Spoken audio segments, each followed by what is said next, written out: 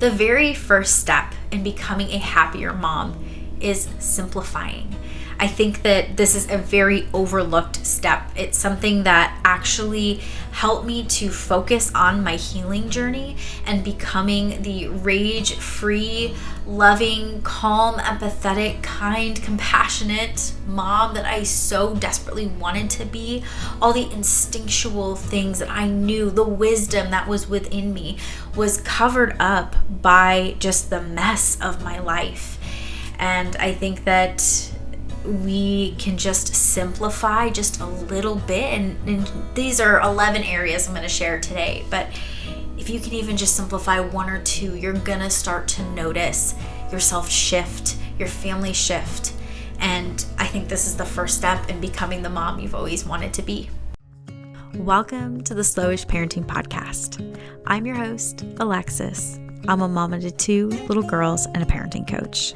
I help moms who are burned out, tired, and stressed feel happy and confident so they can enjoy a little more ease in their daily life. If you want to unlearn parenting and awaken your innate design, then you're in the right place. Alrighty, let's get into today's episode. Hello, you guys, and welcome back to another episode. If you are watching on YouTube, I have little paint swatches right behind me, right here, which you've probably noticed. And I'm deciding on what color I want to do and kind of revamping this whole space. I've been really thinking hard about this for a while. So that's why that's there. And I'm also coming to you a little bit more casual than normal because I just got back from an afternoon at the beach with my kids. They were really tired, and I was having some creative thoughts while I was there, and so I decided I was going to record an episode just about some of the ways that I have simplified my life that have made me happier. But not only me, and I'm saying me, I've done all these things, but I've also helped the moms in my practice go through a lot of these things and just kind of bring attention and focus to them. And I think that that's the key here to know, is that when we highlight something or we bring our attention or our focus to it, we're able to get a little bit more clear on the life that we want and how we want to do things. And these are just some of the areas that I believe have helped me to actually enjoy motherhood again, not be so caught up in all the daily to-dos and this long list of things. And I guess, too, I should say before I even get started, this has nothing to do with decluttering. I do talk a little bit about toys, but we're not going to dive into decluttering because I think there are so many excellent, beautiful resources out there for that. And truthfully, you don't need to hear from me what you need to declutter and not declutter. So yeah, I think there's 11 things. You guys know I'm terrible with numbers, so best of luck to you all. But we're going to get into some things that I know are going to help shape you, even if you just take 1 or 2 of them and start implementing them today, tomorrow, this week. I know you're going to see a huge difference. So the first area that I think every single mom needs to simplify is toys. It's amazing how many toys I thought my kids had, which I thought my kids had a good amount of toys. Like, I didn't think they had too many. I didn't think they had not enough. But after reading the book Simplicity Parenting, oh no, I didn't bring it in here. Well, you can't see the book. I'll show it here somewhere. But this book has literally helped me to get clarity on what toys does my child actually need. And he has dedicated an entire chapter to this, so it's very well thought out. But for me, I went through a couple of things. One, does it make noise? Is it something that is the child is not thinking at all? It's basically entertaining them. And I really don't have any toys like that. I'm trying to think. They just had their birthday and they got a bunch of toys. And I mean, everybody was very thoughtful about the gifts that they gave. So I don't think there was anything that really entertain them, so to speak. But I think it's about having less toys, but also giving our children less access to toys.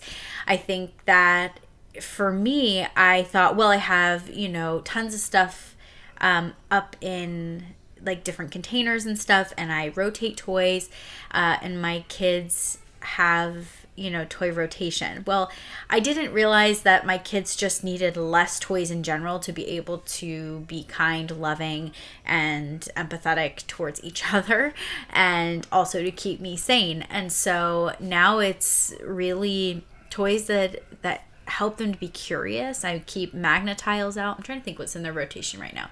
There's magnet tiles. They get about $5 to $10, just kind of depending on the week. And they have coloring stuff out right now. I don't really consider that a toy, but I guess you could consider it if you'd like to. And then they have they got these makeup kits that are wood from my sister-in-law, and so they've been playing with those, and that is all they have access to right now. There isn't like they have copious amounts of toys. This also doesn't mean though that if they ask for a different toy that I won't get it for them. I would say almost every other day I'm getting down something new for them and we're swapping it out. But I don't mind because we're cleaning up, we're picking everything up before we get out something new. They don't have access to tons of things that make tons and tons of mess. So all of that to say, go through your toys and really pare it down to, even if you don't pare it down to just the things that you think your child will really find use in and joy. Maybe not even like their favorite toys. Maybe you don't even get rid of anything. You just like put it all into a different room or under, a bed that has, locked containers or something that they can't get into. And you're only keeping like, I would say like 2 to 4 toys per kid out at a time. And with also not a ton of pieces, like each thing can't be a set. Like you can't have magnet tiles and Legos and, like all these different sets. So yeah, just being really intentional about how much you have out and just test it, try it, see what works for you and your family and even the season you're in. Because there are some seasons where having more toys out just makes sense and it is totally fine. I have capacity to clean them all up if need be. If my kids are struggling and I do need to pick up the toys, like I want to have capacity to do that without feeling angry and frustrated. But there are other times where we really need to pare it down and have very small amounts so that they're not overwhelmed. And then I'm also not overwhelmed. So look at your toys and also check out the book Simplicity Parenting. I think it'll really help guide you in that direction. Okay, the next thing is we need to simplify the amount of opinions we are getting. I think in every area of life, but specifically within parenting and motherhood. Something that was given to me as advice was having at one time 1 to 2 other people that you seek out their guidance. This could be a parenting coach. This could be a therapist. This could be maybe a friend, a mom. It could be your mother. It could be anybody that you seek wisdom in the parenting space.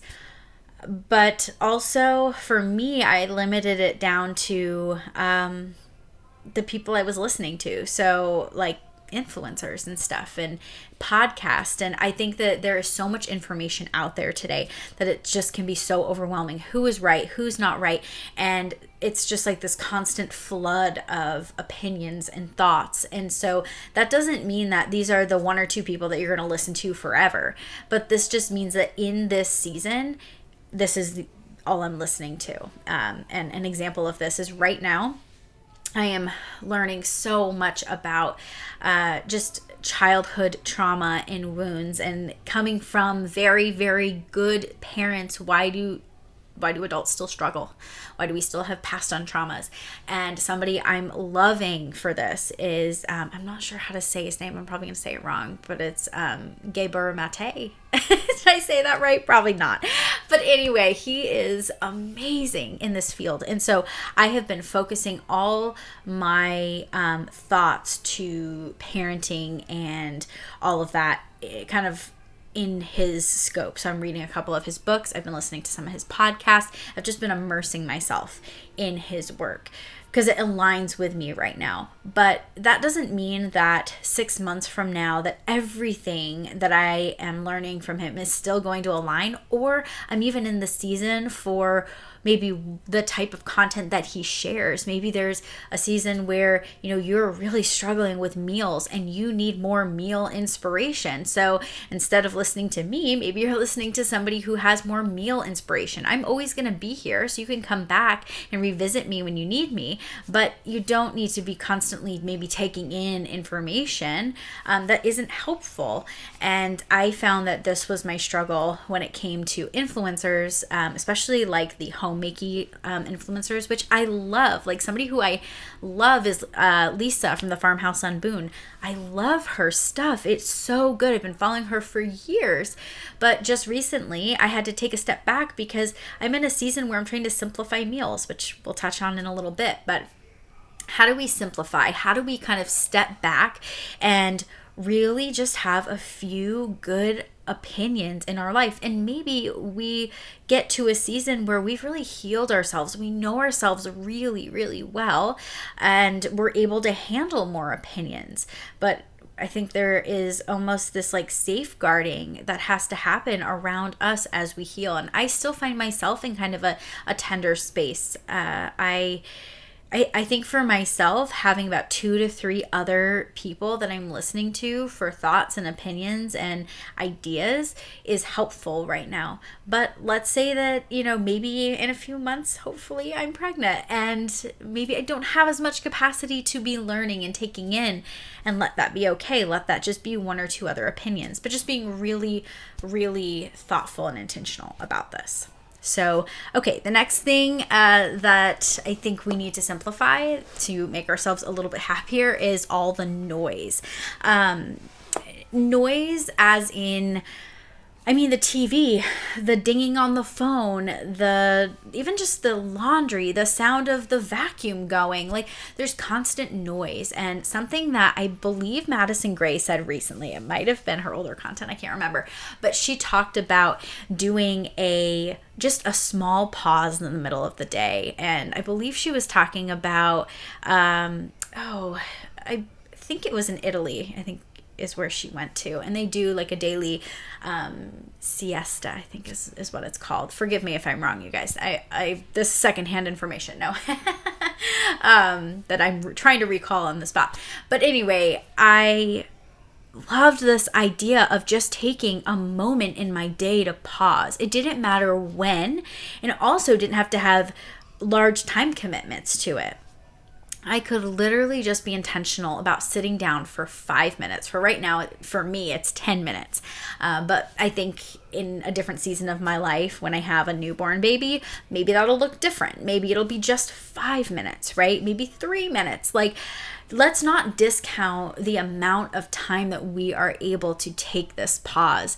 There was a season of my life where I felt like I didn't have more than 10 to 15 seconds. As you guys know, I would just focus on those micro moments. So remember here that let's just take some time to have no noise, whether that means pausing music because it's just too much. Maybe you are just taking 10 minutes in the middle of the day for no noise. You turn off your phone, you turn off all other noise, and you just be, right? This is what I teach in the Calm Mama Blueprint, all about stillness and how this was just the first step in healing me. The first step in allowing my body to actually feel and to actually come back to. But I needed to have these large moments of stillness to be able to get there. So noise is a huge element of that. And yeah, so how can we find time throughout the day to take breaks from all the noise? And this could even be a social media break if you need that too. But yeah, let's find little times throughout the day to take a break from the noise to help us clear our mind, clear the overwhelm, and get back in tune with ourselves. Okay, number 4. Let's go ahead and let's simplify our clothing. Okay, maybe you don't get rid of all your clothes, but maybe you just put all the ones that you rarely wear, except for like a special occasion. Like I myself had so many dresses that was like for that special event, and that special event came up once every 2 years, and I ended up buying a new dress anyway because I wanted something new and something that fit my body and the way it's changed and all the things. So it was quite pointless to have all these things hanging and taking up mental space when I would go to get myself dressed in the morning. So now I would probably say 30 items in my wardrobe total. I have 3 pairs of shoes. Which my mother, if like anybody, if you knew my mother, she loves like clothing and styling herself. And so I am the complete opposite. I like to look cute. I like to get dressed up, but I also love a good t-shirt. I mean, you are definitely going to find me in a t-shirt at home most of the time. But I have been trying to dress myself up a little more and just wear the things that make me feel really good. Recently, I thought, I think it was a couple days ago, I wanted to wear like this cute blousey top with some jeans. And I thought, oh man, I'm going to look so cute. I'm going to feel so good about myself today. And instead of feeling really good about myself, I just felt restricted in my jeans, and I was like, oh, this is just a terrible feeling. And so I decided, like, okay, I don't know for how long, but for a little bit, I'm just not wearing these jeans. So I put them away. I have like an extra container that I'm just like, I don't know if I'm keeping this container, and I threw them in there, and we'll try again in a few months, see if it's something that I want to wear again. But then again, it's summer, so maybe it was just like the feeling of, I don't know, summertime and wanting to just be free. But yeah, really paring down your wardrobe. There are so many influencers out there who talk about their capsule wardrobe. I love Madison Gray's take on this, and there's somebody else I watched for this. Who else was it? I cannot remember, but I have just been having fun with having just a few pieces, having like 4 or 5 tops, and I have like, I think 4 bottoms. Yeah, 4 different bottoms. And just having fun with kind of pairing and matching those and creating a wardrobe that I really love and I feel really good about. That's also functional and casual, but there's so much less decision fatigue when we don't have tons and tons and tons of clothing items taking up our space. So try limiting this and cutting this down. And like I said, maybe you need some inspiration. Maybe you just need to like literally take, I don't know, a quarter of your wardrobe and keep that for now, and just see how you feel. See if there's a piece that you think about that's in that box that you just want to wear, and you pull it back out. There's so many great ways to do this. Okay, number 5, let's go ahead and simplify our makeup and our skincare. So I used to get so angry and so frustrated that I couldn't get ready in the morning. During the season of 2 Under 2, one, do you really even have time to ever put on makeup? No. But I wanted to. And then my husband would leave so early in the morning. I was left with the 2 girls, and I was just already drained before the day started. So I never did anything. I just kind of threw myself together. And now my rule is I just do my eyebrows. My eyebrows are the one piece that make me feel good every single day. They make me feel put together.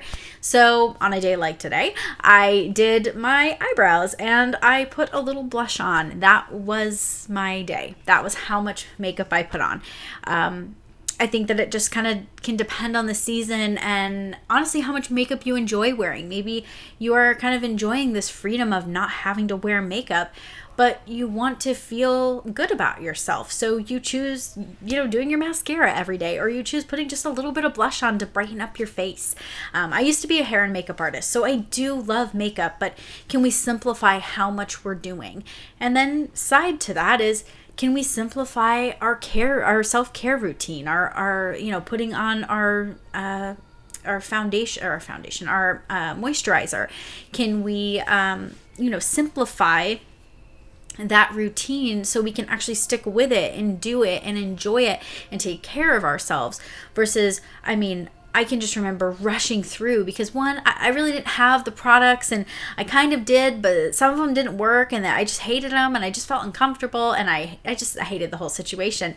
So can we simplify, our routine, what we actually put on our face, for our day-to-day life, and maybe also simplify our makeup bag. Maybe we just have the essentials. Maybe we just have the things that make us feel good and we let all the rest go. We don't keep and save, the eyeshadow that I might wear to that one fancy party every 2 years, because I might as well just go get a little, fun eyeshadow from Ulta and go there and do that. So yeah, take a look at your makeup, your skincare, highlight one feature every day so you feel productive, but also not like you're needing to take 30 minutes to get yourself ready. You can get ready quick and get on with your day.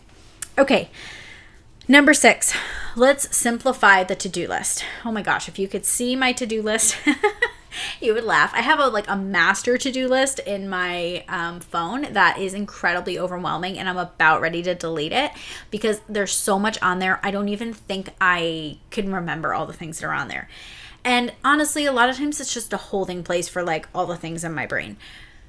But they're not all necessary. Well, what happens is when I go in my phone to check my to-do list, I get so overwhelmed by the sheer amount of stuff in there that I either don't do any of it or I get sidetracked and I do something completely different. So something that I started about a year ago, which I shared in my morning rhythm video, I'll be sure to link that. But I just pick 3 to 5 things that I need to get done today, and I put them in a little checklist. I just do it on my phone usually, and then I hit the check off buttons and I'm happy because I've been productive and I got what I needed to get done today. Sometimes I'll schedule, so to speak, things in, like maybe I want to declutter my closet. So that's going to be on tomorrow's, list. So I think just being really intentional here with what you're picking, sorry, hiccups, being really intentional about what you're picking and not overloading yourself and giving yourself so much of a to-do list that it's just overwhelming. Can we simplify? Can we do what is really necessary and what really matters so that we can spend more time doing things that'll actually fill our soul, fill our body, nourish us, and help us to be a lot happier as a mom and not feel like we're weighed down by this to-do list, this constant do that is not healthy for anybody. Okay, let me take a drink here. Okay. All right, number 7. Let's simplify meals. Okay, I am a huge advocate for meal prepping. I think meal prepping, especially in really busy seasons, like you're going to have a busy season, you're having a baby, you're going to be going on a trip, that your husband is going to be deploying, these things are coming up, and you plan to meal prep for them. I think that's awesome and amazing, and it's a great way to take things off your plate. But let's maybe loosen the reins a little bit, because I did meal prepping, like full month real meal prepping for a while, and it worked and it was great, except where I really, really struggled was I felt like I was constantly, I don't know how to explain it. I was constantly in the thought process of meals and what about next month? And it was chaos. The first 2 weeks of a month was chaos because I felt like I was constantly cooking. And granted, I didn't cook much the last 2 weeks, but it was hard. It was a lot. So something that I started implementing when I got back from my big trip was I am kind of just doing like a one meal prep. One meal? Yeah, that's what I'm trying to say. So like breakfast. So I started with breakfast and I was just like, I'm going to meal prep some breakfast. Make my morning. That's the most difficult time of my day. Let me go ahead and meal prep some breakfast. Now, back when I was 2 under 2, dinner time was the worst. I mean, I could barely even cook dinner. So if I was in that season, I would have meal prepped some dinners and just made it easy for myself. I love this idea of, one morning making scrambled eggs and then making like a bunch extra that you eat over the next 5 days. Like, I love that idea. And so I started doing that, and it honestly feels good. Right now it feels good. But I think here you could focus less on maybe doing these big meal plans, right? And doing a little bit more of like, oh, I'm going to make scrambled eggs, so let me make some extra. Or I'm going to make, spaghetti and meatballs. Let me make some extra meatballs and freeze them and put them in the freezer for some nights when I'm really, really struggling, when the kids are having a really, really hard time. So I hope that kind of helps with meals, but there are so many resources out there that if this is the lane that you need to tackle right now, so many awesome influencers out there who have tons of awesome meals and ideas on how to meal prep and make things easy. But, one more thing I'm going to say here is maybe we just also need to simplify our meals. Like, I think I was so into making these really nice dinners for my family. And right now it's summer, so it's so easy for me to like put some meat on the smoker, or we just got a Blackstone, so maybe I like cook up some, in the morning. I feel like I use the Blackstone all the time in the morning because I'm making like tons of pancakes. So like last week I made probably like 100 pancakes in like 20 minutes, by the way. I was like, what? This is so time saving. But I froze a whole ton of them. And every few days my kids are like in the mood for pancakes again. And so I've got pancakes ready. I didn't have to make anything. I don't have to think. So yeah, I think that just like having really simple meals, not worried about making, I don't know, these very thought out meals. I don't know what I'm trying to say. Yes, I'm trying to say right now what I'm doing is I'm having like meat, a vegetable, and some kind of carb, usually is how that's working right now. I'm keeping it very, very simple. So, okay, let's see. Let's go to number 8. Okay, number 8. This one we could be here for a while. Okay, we are going to simplify parenting.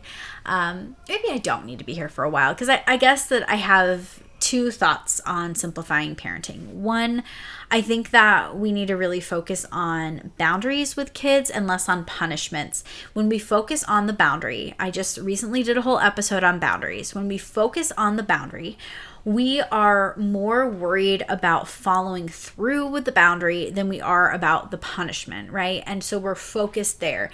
And I want moms to think of boundaries when you're in a really stressed out season as the things that keep your child safe. We are not worrying about boundaries that are like, I don't want you to play with your toys in the living room. You can only play in your room with toys. Like, not things that just make our life easier. We're talking safety boundaries. And as we have more capacity, which again, I explained more about in that episode, we are able to then hold boundaries for bigger things that may not go over so well with our child. Things that would make life a lot easier, that teaches our child a lesson. It's a much better way to think about it. So let me focus on safety boundaries. And then let me focus on connection. Connection actually feeds into healthy, secure attachment. And so when I'm literally focused in on connection, punishment's not even on my mind. Even when my child is doing something that's just totally bad behavior in my mind, right? Like, what are you doing? When my thought process isn't, what is the punishment to make this stop? When my thought is, how can I connect with you? How can I regulate you? How can I bring your nervous system back down to calm? When that is my thought process, things go 10 times smoother. We can have a talk later about the thing that's going on, but maybe we need to do less of the behavioral correction, and maybe we need to focus more on the regulation piece. And this is something that Dr. Kim John talks a lot about in Simplicity Parenting. And then I think that as I'm listening to Gabor Mate, I think that I'm learning that about him too. It's like, let's worry less about the punishment and let's regulate the body. Another great book here is The Brain Body Parenting by Mona Delahooke. It's a book that I need to get here. I really love it. Maybe when I do my updated one this year, my updated book list that I'm enjoying, maybe I'll add it. But yeah, I think that we need to worry about regulation, connection, trust, safety over the punishment and the correction, because they will learn that will come, but they have to have safety with us to be able to even hear us in the first place. So that's been huge for my brain. It's been really eye-opening in how I talk and relate to my children. Another piece of this is just going to be focusing on modeling behaviors and regulating myself. This is why I created the Calm Mama Blueprint, because it was the piece that I didn't know I needed when I went to parenting school. I think I've told the story so many times, but I went to coaching school to fix my daughter's behavior. And I thought that there was something wrong with her. She needs to be fixed. And day one, little did I know that I was the problem. And so being the feeling and realizing that I had to look inward, it had nothing to do with my child. My child wasn't wrong or broken. I was living in old patterns. I was having triggers and trauma that was coming up, and I wasn't putting the two together. I was feeling anger and rage and frustration, and I needed to find regulation. And so I had to bring back on my body. I had to also learn things logically through my brain, so that way I could start to understand how everything was interconnected. And then I really began to understand that the brain and the body are 100% connected.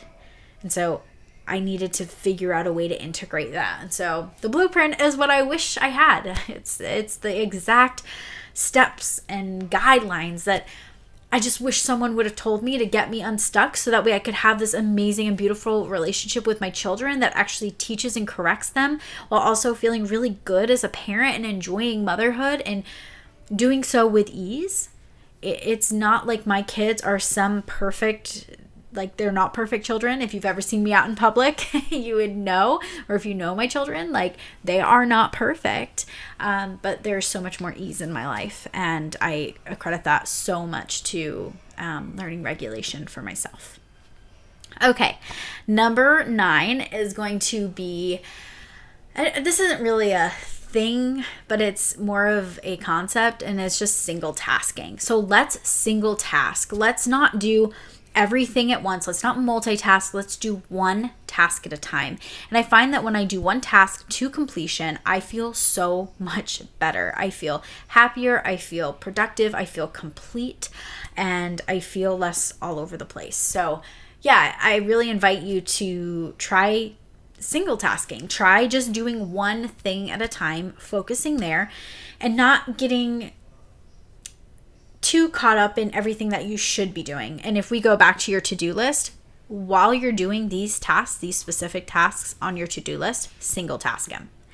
Only single task these things in the beginning, maybe. And then it'll start to encourage you and really give your brain those signals that this is something that works and that is helpful and that is good. And then we're going to start rewiring the brain and adding new pathways that are more helpful for our body. And that is amazing. So what I think we need to do here is just focus on single tasking, doing one singular thing at a time, and then really celebrating that and watching that kind of flow into other areas of your life, and not putting too much pressure on single tasking everything. Maybe just starting with one or two things. Maybe even just being intentional about something, like just walking slowly to the living room, doesn't have to be anything big or crazy. But yeah, just one small little shift there. Okay. Number 10. All right, let's simplify the bedtime routine. The bedtime routine was the death of me. I'm laughing because I spent 3 years, just until probably 3 months ago, in this bedtime routine that just about killed me. My children were horrible sleepers. Oh, just for the record, horrible. Like, just the worst. I sleep trained my first at like 7 months old. Because she never slept, and it was all traumatic. And then my second, she just didn't sleep great either. She kind of slept better, but not great. And up until 2 months ago, my kids were still crawling in my bed at 4 a.m. And it wasn't until I made this huge shift in simplifying their bedtime routine that everything changed. So the first thing I'm going to say here in simplifying is you want to make your routine into a rhythm. And so a routine is like this is exactly what's happening next.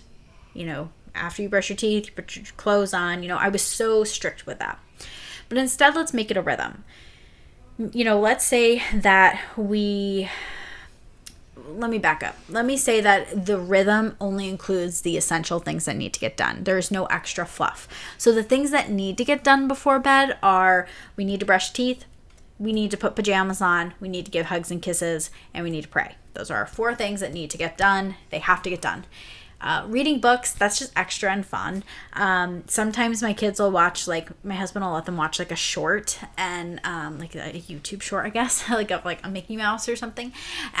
They just they don't get TV all week. So it's a really exciting thing for them once in a while. So sometimes we do that, but there's no have-dos here. But what is required is what's in the rhythm. And when those things are done does not matter. So we could brush teeth first today, then, put pajamas on and then pray and then give everybody hugs and kisses. Or, we could give hugs and kisses and then brush teeth and then put clothes on and, so on. And so I think it's important to note here that kids just need a good idea of what's going on, but they actually like choice. They get to a point in an age where they like choice. And so my kids like to choose, what they do next in their rhythm. So they know exactly what's coming up. They know the things that have to get done, but they're able to choose and pick when they do it. And it just adds so much more lightness to our evening.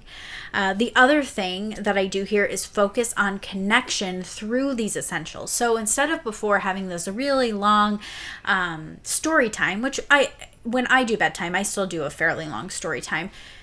But now what I do is I'm way more focused on connecting through the brushing of the teeth. Are we singing silly songs? Are we putting clothes on and me pretending like I'm going to put it on over my head? Am I asking them questions about their day? Am I getting curious? Am I making this a moment where I'm making eye contact with them for just 10 seconds every now and again? Let's fill that tank up before they go to bed. And they'll sleep much, much better. But I was stressing myself out, which was causing so much stress for our bedtime routine. And it just was a mess. So how can you simplify it? Not have so many steps, not do so many things, not have so many requirements, and just allow there to be more ease. And maybe after a month, you're like, we really need to take a bath before bed. We need to add that back into our rhythm. But there's more capacity now because everything's kind of been deconstructed, if that makes sense. So kind of deconstruct to put everything back together. But yeah, focus on the essentials and connection right during that bedtime rhythm. We're going to call it a rhythm, not a routine. Okay, the very last thing that I want you to think about simplifying is your lighting. Lighting has been a huge factor for me that I did not realize how much it affects me. And recently, in the last, I would say 8 months, I have been trying to do almost no overhead lighting at all. Only lamps when it gets to be darker, closer to sunset. And during the day, we only do natural light. And of course, occasionally I will need to pop on a light for a closet or something like that. But I do my best to do natural light. And better yet, we try to be outside, like all day. So yeah, finding ways to really monitor your light. Something else that I've been doing that I'm not like 100% sold on yet, but I guess we'll see. Maybe it's just that I have glasses and it's annoying, but I do the blue light glasses at night. They kind of look orangey. I feel like they help sometimes. I think other times I'm just annoyed by the fact that I have I have one pair that is like makes it go over the top, like it hooks on, like I'm like 95 years old. And so there's either that option or I have ones that go over the top. And I feel annoyed by it. So I could get prescription ones, which I think that I will do eventually, but I just didn't want to like make the investment if I felt like it wasn't truly doing what I needed it to. So anyway, but that is going to wrap up today's episode. This was quite a long one. My voice is getting hoarse just from talking so much, but I want to thank you for being here. I want to thank you for taking the time and listening to this episode. If you have any questions, make sure that you comment them below. If you enjoyed this video, make sure that you subscribe and send this to a mom friend who needs some encouragement in her motherhood journey. So anyway, thank you guys so much for listening, and I will see you in the next episode.